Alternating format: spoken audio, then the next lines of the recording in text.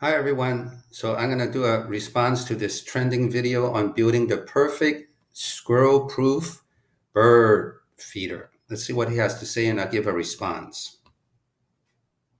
At making it squirrel proof. If they want the bird seed, they will first need to pass through what is basically an 8-part Ninja Warrior obstacle course for squirrels. This course is extremely challenging. It is not for the timid of heart. But out of the gate, I will admit that in hindsight, that I completely underestimated my adversary. Oh, I can see why it's so trending. It's funny and it's cute. This guy is he's really know how to build wood and he's like a professional designer. Oh, he got somebody else to do it. The obstacle course for the squirrel. Now, if you're wondering why I would go through all this trouble, we need to go back 8 weeks ago when I found myself stuck at home and very bored. So I installed a bird feeder and decided to become a bird watcher. And it was just so lovely. Until they showed up. Now, luckily, my bird feeder had a wire cage around it, big enough for the birds to slip inside, but small enough to prevent the squirrels from getting the food. And that worked really well until right here. For me, this was like the moment in Jurassic Park when they realized the velociraptors can open door handles. And once the door was open, it was clear this wasn't their first rodeo.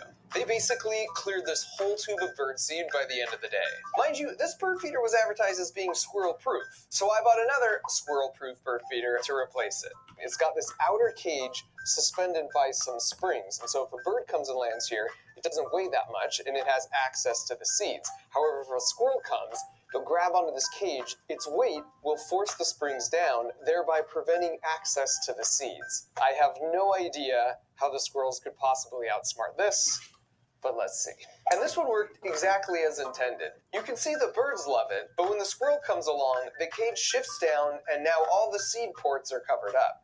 Every time they tried, it was the same results. However, the next morning, this guy manages to unclip the springs that hold the cage up, which means the cage stays in the lowered position where it blocks all the seed openings. Problem with that is now they can get to the lid.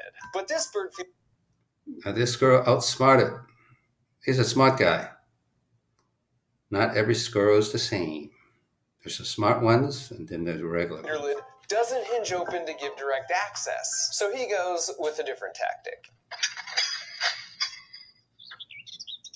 where he now has access to all the birdseed he wants. And so I decided I would try one more bird feeder design. Okay. Wow. It almost feels intentional at this point. This one's supposed to work well because it's got this baffle, which is supposed to keep the squirrels from just coming straight down and getting to the seeds. And more importantly, there's no way for them to rip this off. We'll see. This one debuted to similar results. As he hangs by a few toes, this is when I really started gaining appreciation for what they were capable of. Okay, this is hilarious. That's why it's chose trending. It's just hilarious. It definitely seemed like this bird feeder was their favorite. Okay.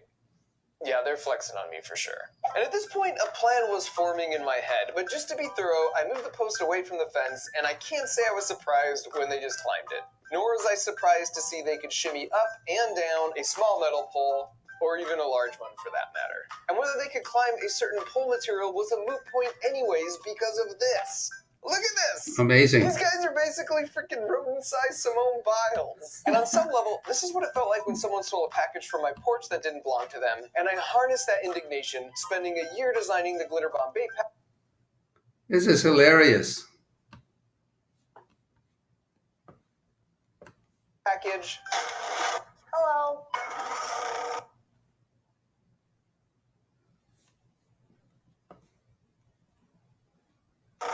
Complete with special fragrances. Oh. If I could design a package to deter thieves, could I design a bird feeder to deter squirrels? And so after a couple weeks of brainstorming, designing, and building with my buddy John, we put it all together in this 20-second guy's a genius. montage. He's a genius.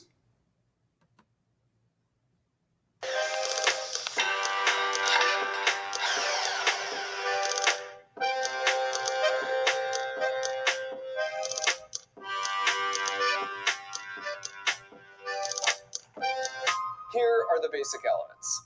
For starters, here's where I've placed their favorite bird feeder, at the end of the course. And to sweeten the deal, right below that, there's a trap door. And if they step here, it releases a butt ton of walnuts and unfurls some celebratory banners. Why walnuts? I'm glad you asked. I'm using walnuts because over the course of a week, I put out a buffet of 7 different nuts and seeds. And all 4 times I repeated the experiment, walnuts were always the one they ate first. What's great about placing this here is it levels.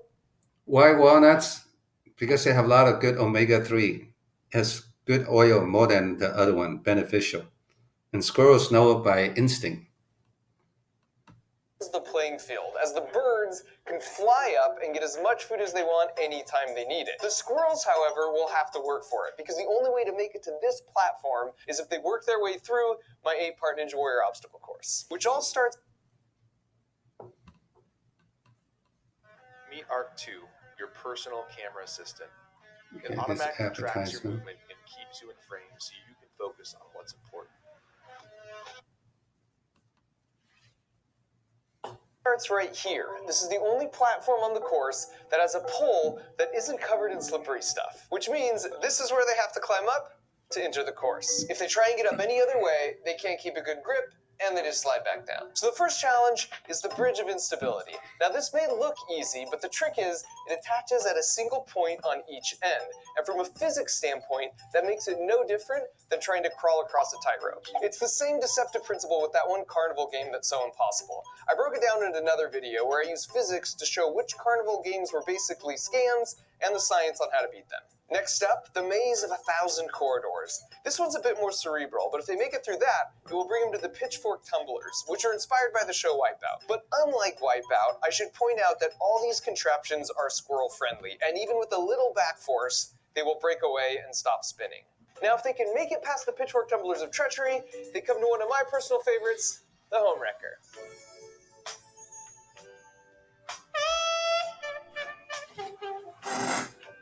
I put her in to tempt the squirrel to lose focus on the real prize at the end of the course. Because this pad has a pressure sensor underneath it, and it connects to a microcontroller that has a relay that connects to a solenoid, that connects to a pneumatic piston, that connects back to this platform with the pressure sensor. And so if they stand here for more than 3 seconds, they've got to start the course all over again. Next up is the slinky bridge of deception. I've suspended a juicy walnut right in the middle, but there's no way this bridge will support their weight, so it'll be interesting to see how they approach it. The 6th challenge is called the tourist trap. It's actually a bit of a reward for making it this far. If the squirrel sticks their head through this board my wife painted, it's just a photo op they can hang on the wall of their tiny squirrel nest. I'll place a walnut here as an incentive for them not to miss this unique opportunity. The penultimate challenge are the quad steps of great elevation. This is taken straight from Ninja Warrior, and this is super tricky because these pads are all totally smooth and placed at a 45-degree incline. And now for the last challenge. At this point, they are a mere few feet away from their ultimate goal, but if they're not careful, they'll have to deal with the orbital assist platform, aka the final countdown, aka it's not a catapult, it's a squirrelapult. Which means they now have to go back and start all the way over from the beginning. Now, if they want to avoid that fate, they just need to stand on this pad for less than 3 seconds. But once again, I've placed a diversion here. This one projects an optical illusion of anything you place in the bottom of this dish. It's actually super trippy and looks even more impressive in real life because the projected image is 3D. They're like $9 on Amazon, and I put a link that explains the juicy physics of how they work in the video. That's hilarious. This guy is a genius. Description. Now, with regards to squirrel safety, I know I seem to have this reputation of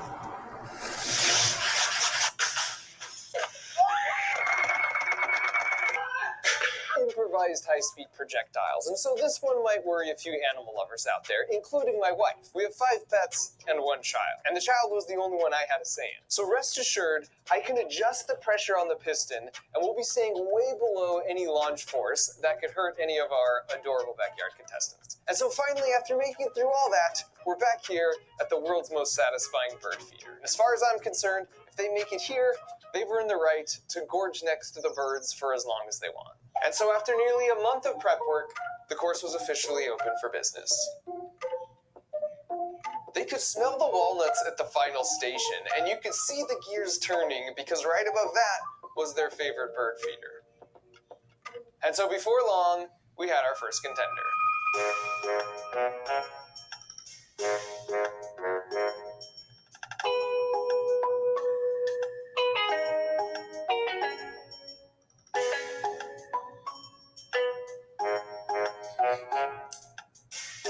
didn't exactly go as planned, so Rick decides to regroup. Speaking of which, that's Rick. There are a total of 4 competitors that will be attempting the course. First up is Rick, and he weighs 500 grams. I know this because he's actually standing on a custom-made scale. Rick is very clever, as you'll see here in a minute, but he also gets spooked easily. Next up is Marty. He's basically indistinguishable from Rick. Rick and Marty are inseparable and pretty much spend all their time together as a pair. Our third contender is Frank, also coming in around 500 grams. He's very gutsy. He's also kind of dumb. Finally, we've got my personal favorite, Fat Gus. He's just really charming and will strike a pose if he sees a camera. He also really likes to eat, and he tips the scales at an impressive 800 grams. While most of the squirrels are kind of particular before making a selection and then gracefully leaping away, Fat Gus just goes for it, hands free. Just makes himself real comfortable. Here he is laying out with a light snack from the bird feeder. I mean, you can't fault the guy for just clearly appreciating a good meal. So now that you know our 4 contenders, let's get back to Rick. Hi, I'm Rex Moore with the Motley Fool in front of BMW's self-driving exhibit at CES in Las Rick. So he hops back on, and he's actually doing better than his first attempt. Just barely. This is the best because he's like, okay, I got this. Never mind. Well, maybe I know, I definitely don't. And this was the exact moment I realized I just might be outmatched here.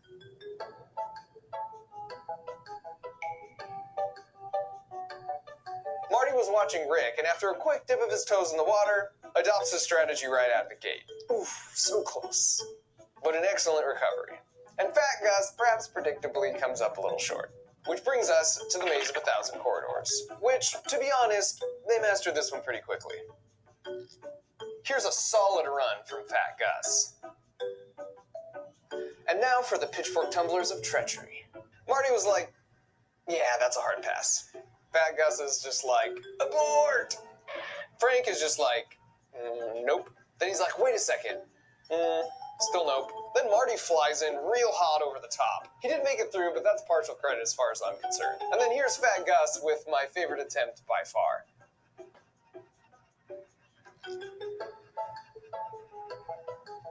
And then Frank shows no fear, which helps him pull off this near-flawless run. And finally, Smart Rick surgically weaves his way through, essentially untouched. And I should mention that the squirrels were most active from 6 to 10 a.m., so every morning I've been getting up before the sunrise to start filming from in my house like one of those camouflage nature photographers, only like a suburbanized version. I've also had a handful of streaming cameras rolling 24/7, which has allowed me to make such discoveries as we have the world's worst guard dog. Thanks for the help, pal. Now back to the homewrecker. You can see Rick is instinctively suspicious of this gold digger, and only for a brief moment puts his full weight on the platform. I told you he was smart. His buddy Marty, on the other hand...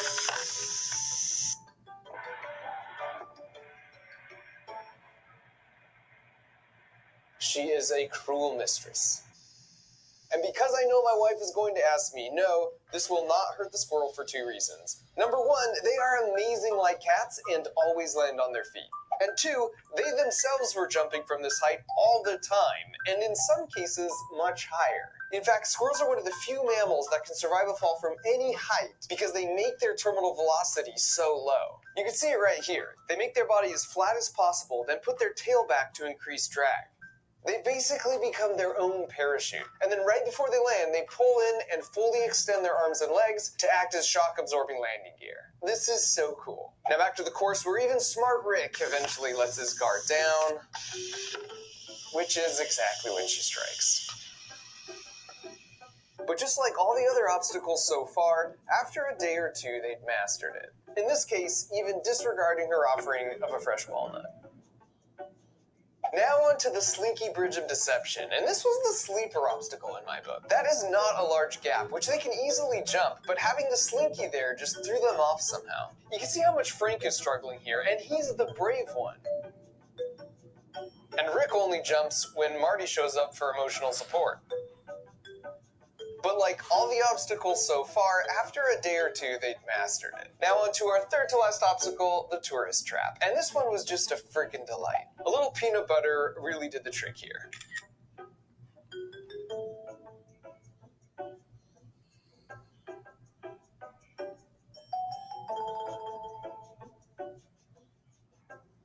Now here comes Fat Gus, and I mean, how Fat Gus is this? He sees the camera and he's like, paint me like one of your French squirrels.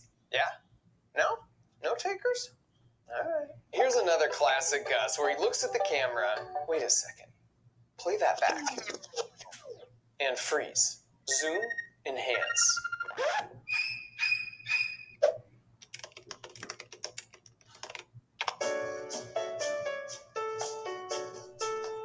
Well, turns out Fat Gus is not a dude. And he's pregnant. Which meant I was suddenly feeling real uncomfortable about all those weight comments. So after a bit of a pivot to smooth things over, we soldiered on to the quad steps of great elevation. Frank comes in rather confident, almost to his demise. But he pulls off the smooth recovery. So after not much time at all, they were looking pretty good here. In fact, one morning I noticed Marty totally skipped the last step altogether, which I took as a challenge, and so I removed the middle step to see what they would. Hey, it's Brian from Samcart, and I've been testing something recently that I think you're going to find to be really encouraging and super useful. They would do. And who else but Fantastic Gus? Let's slow that down a bit. They're such amazing jumpers, so I suppose the quick mastery here wasn't a surprise. I mean, this right here is probably a 10-foot jump. And here's some classic brave but dumb Frank. He'd already entered the course normally and made it to the home wrecker at least a dozen times by this point. And yet for some reason, he decides this 12-foot jump is his best course of action. Smart Rick was the first one to enter the course, so in the end, after about a week of effort, it was fitting he was the one to make it to the jackpot first. And he's so stoked, he apparently wants to run the whole course in reverse. In hindsight, we probably should have made the jackpot a little quieter. Here's Marty, as always, not far behind.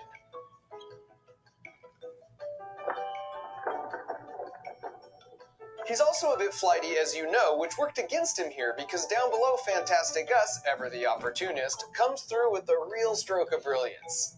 But pretty soon Marty comes back like, I'm the one who kind of earned it. And then Fantastic Gus is like, you snooze, you lose, sucker. And might I just say, Fantastic Gus, when you sit like that, you don't look an ounce over 700 grams. Eventually, they learned that sound was a good thing, and they quickly returned for their reward before Fantastic Gus got any ideas. So here's a single camera shot of a full run, and by the end, all of them could do the full course in less than 40 seconds. And while we're watching, you might be wondering what happened to the squirrel put. Unfortunately, they didn't really fall for my illusion much, but I'm about to show you the 2 times they did. And as a promise to my wife, I turned the pressure to only 40% full power, so the acceleration the squirrel would feel is about half a G, which is 10 times less than a typical roller coaster. Additionally, I never turned on either the home wrecker trapdoor or the launch platform when I wasn't actively watching from inside my house, where I had a manual override button. Because as safe as it was, something about launching Fantastic Gus just didn't feel right. Now what you're about to see is going to look pretty chaotic, but when we check the slow-mo, amazingly, I'll show you how the squirrel is totally in control pretty much the whole time. Alright, now here's a second angle. Also, even if you don't trust my calculations, I can assure you that the squirrels did not care. In both launch cases, they were back up on the course in like 5 minutes. Here's the slow-mo, and see if you can spot the 2 critical things he does to make sure he lands feet down. Did you catch it? The first critical moment is right here. He's already done the predictive math, and he's locked his head on the spot where he plans to land. And now his head will not lose that lock the whole way down.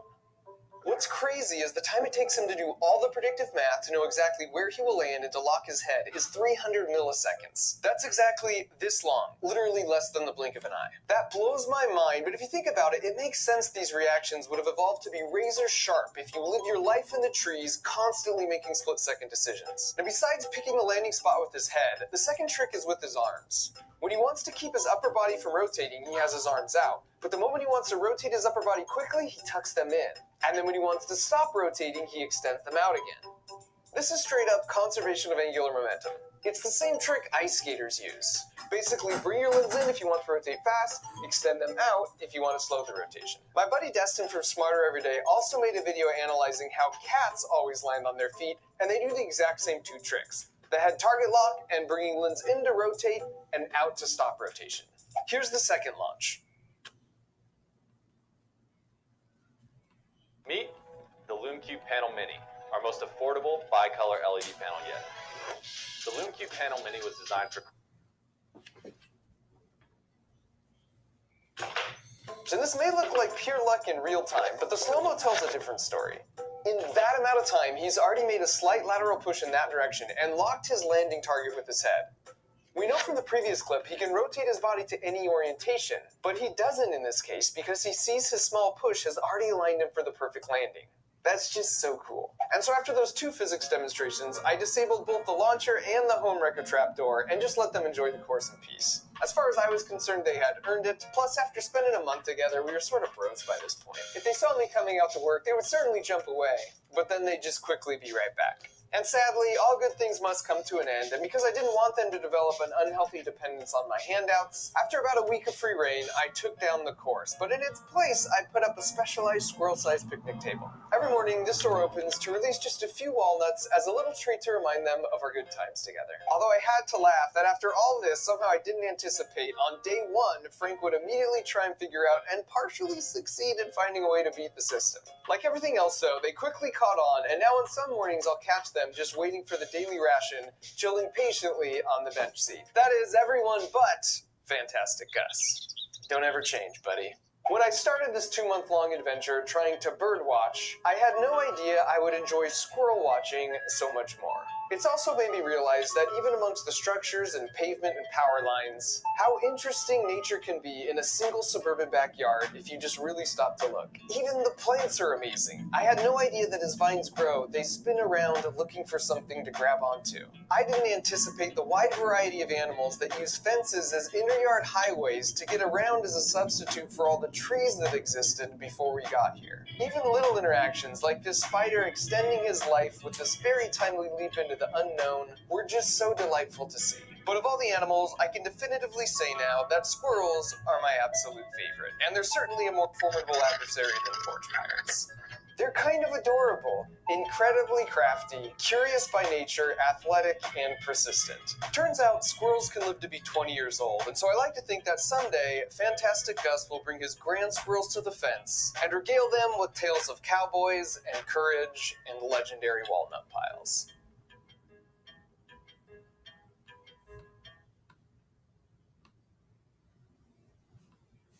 Amazing. My response is, it's amazing. Don't forget to subscribe, click like, and make a comment, and we'll see you in the next video.